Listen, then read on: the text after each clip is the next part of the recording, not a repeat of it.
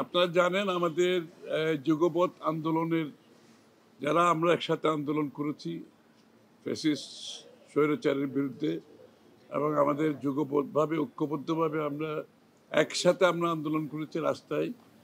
আমরা সেই ধারা কিন্তু অব্যাহত রাখছি এবং এ দ্বারা অব্যাহত থাকবে। আমরা আগামী নির্বাচন, পরবর্তীতে সরকার গঠন সহ যে আমাদের আগামী দিনের গণতান্ত্রিক বাংলাদেশে গণতন্ত্রকে প্রাতিষ্ঠানিক রূপ দেব এবং আমাদের 31 দফা যে সংস্কার প্রস্তাব সেটা বাস্তবায়ন করব আমরা সবাই মিলে।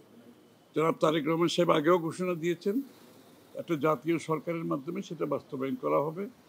আমরা বিশেষ করে লন্ডন বৈঠকের পরে জনাব তারেক রহমান সাহেব এবং আমাদের ডক্টর ইউনূস সাহেবের সাথে, প্রধান উপদেষ্টার সাথে বৈঠকের পরে ফেব্রুয়ারির প্রথমার্ধে নির্বাচনের যে আলোচনা জনগণ সেটা অত্যন্ত ইতিবাচকভাবে নিয়েছেন এবং যে আশঙ্কা ছিল জনগণের মধ্যে সেটা কেটে গিয়েছে। সমস্ত জাতি এখন নির্বাচনী টানেলে প্রবেশ করেছে। আমরা সবাই নির্বাচনের দিকে এগিয়ে যাচ্ছি গণতন্ত্র পুনরুদ্ধার, গণতন্ত্রকে প্রাতিষ্ঠানিক রূপ দেওয়ার জন্য এবং বাংলাদেশের জনগণের রাজনৈতিক, সাংবিধানিক, গণতান্ত্রিক অধিকার প্রতিষ্ঠিত করার জন্য এবং একটি নতুন বাংলাদেশ গড়ার শপথ নিয়ে আমরা সবাই ঐক্যবদ্ধভাবে এগিয়ে যাচ্ছি। সবাইকে ধন্যবাদ। ধন্যবাদ।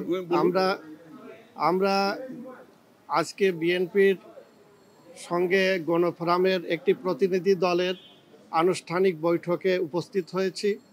আমাদের গণফোরামের পক্ষ থেকে আমাদের সভাপতি পরিষদের অন্যতম সদস্য advocate Subrata Chowdhury, advocate Jaglul Haider Afrik, advocate Suraiya Begum, Mustaq Ahmed, advocate Selim Akbar এবং আমাদের যুগ্ম সম্পাদক রওশন ইয়াজদানি এবং লতিফুল বারী হামিম এবং আমাদের প্রচার সম্পাদক মোহাম্মদুল্লাহ মধু সহ আমাদের কোষাধ্যক্ষ শাহ নুরুজ্জামান সহ আমাদের প্রতিনিধি দল যথাসময়ে আমরা উপস্থিত হই, দীর্ঘ আলোচনা করেছি। আলোচনার শুরুতেই আপনারা জানেন গণফোরামের বর্তমান সভাপতি বীর মুক্তিযোদ্ধা মোস্তফা মহসিন মন্টু গত 15ই জুন তিনি ইন্তেকাল করেছিলেন। তার স্মরণে 1 মিনিট নীরবতা পালন করি এবং আমরা একটি শোক প্রস্তাব আজকের এই সভায় গ্রহণ করি। এরপর আমাদের মধ্যে যে আলোচনা হয়েছে আপনারা জানেন গত 15 বছরের উপরে একটি স্বৈরাচারী ফ্যাসিস্ট আওয়ামী লীগ সরকারের বিরুদ্ধে আমরা ঐক্যবদ্ধভাবে আন্দোলন সংগ্রাম করেছি একটি গণতান্ত্রিক সরকার প্রতিষ্ঠার জন্য এবং সেই আন্দোলনের ধারাবাহিকতায় 5ই আগস্ট একটি অভ্যুত্থানের মধ্য দিয়ে গত 15 বছরের ফ্যাসিস্ট সরকারের উৎখাত হয়েছে। একটি নতুন মানবিক বাংলাদেশ প্রতিষ্ঠার একটা বিরল সুযোগ হয়েছে। জানেন তারপরেও দেশি বিদেশি নানা ষড়যন্ত্রের কারণে আমাদের নির্বাচন নিয়ে একটি অনিশ্চয়তা তৈরি হয়েছিল।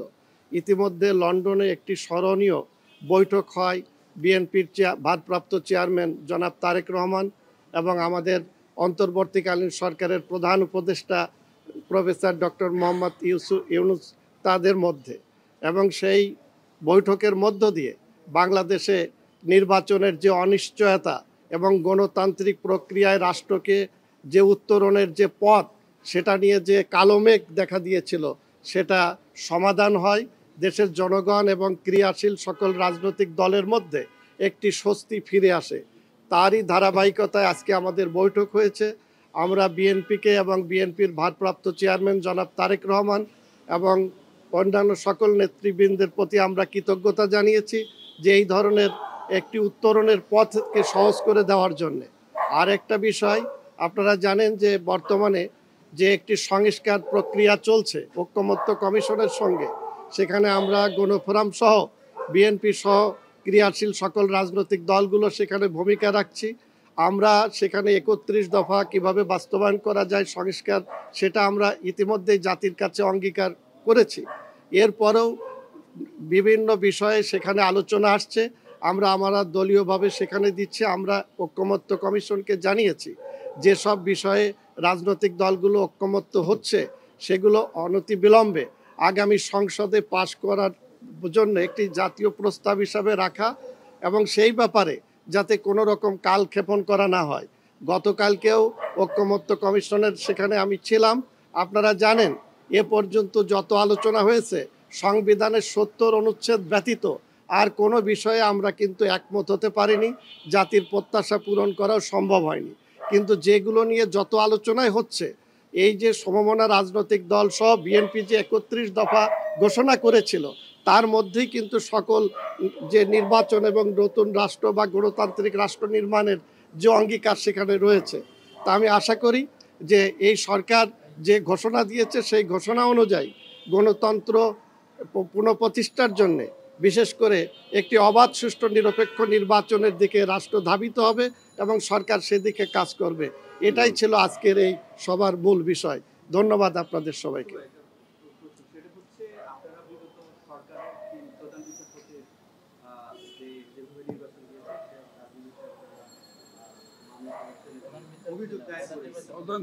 নির্বাচন কমিশন তাদের বিরুদ্ধে যে অভিযোগ সেক্ষেত্রে সরকারি ব্যবস্থা নিবে, আইন শৃঙ্খলা বাহিনী মব সৃষ্টি করে কি আসলে না, এটা মবক্রেসির বিরুদ্ধে হচ্ছে বিএনপির কঠিন অবস্থান। আপনারা দেখেছেন আমরা মবক্রেসির বিরুদ্ধে বিএনপি শক্ত অবস্থানে আছে। সেই অবস্থান থেকে বিএনপি সরে দাঁড়াবে না। বিএনপি বাংলাদেশের সহনশীল পরস্পরের সম্মানবোধের রাজনীতি প্রতিষ্ঠিত করার জন্য অঙ্গীকারবদ্ধ। এখান থেকে সরার কোনো সুযোগ নাই। এই সমস্ত মবক্রেসিতে যারা জড়িত এটা তাদের ব্যক্তিগত সমস্যা, এটা বিএনপির কোনো সমস্যা নয়।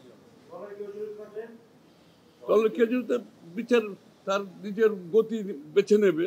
এখানে তো বিচার তো কারোর জন্য বিচার থাকবে, কারোর জন্য বিচার থাকবে না, সেটা তো আমার মনে হয় না। যারা আইনের শাসনে বিশ্বাস করে তারা সেটা কোনোদিনও বলবে না। সুতরাং আর যদি তাদেরকে পাওয়া যায় এরকম কিছু, নিশ্চয়ই যদি এরকম কিছু পাওয়া যায়, প্রমাণ পাওয়া যায়, নিশ্চয়ই নেবে।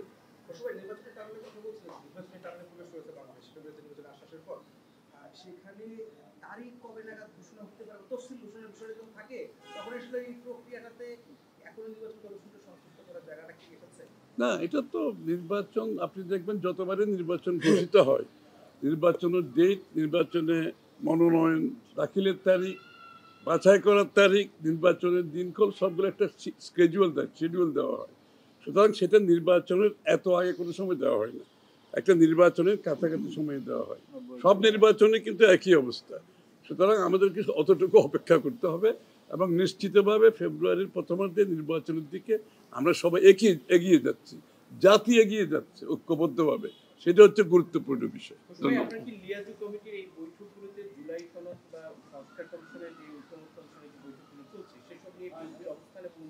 এগুলো তো আমাদের কমিটি করা আছে, ওগুলো যেহেতু আমাদের কমিটিগুলো করা আছে তারা ডিল করছে এবং অন্যান্য দলও তাই করছে।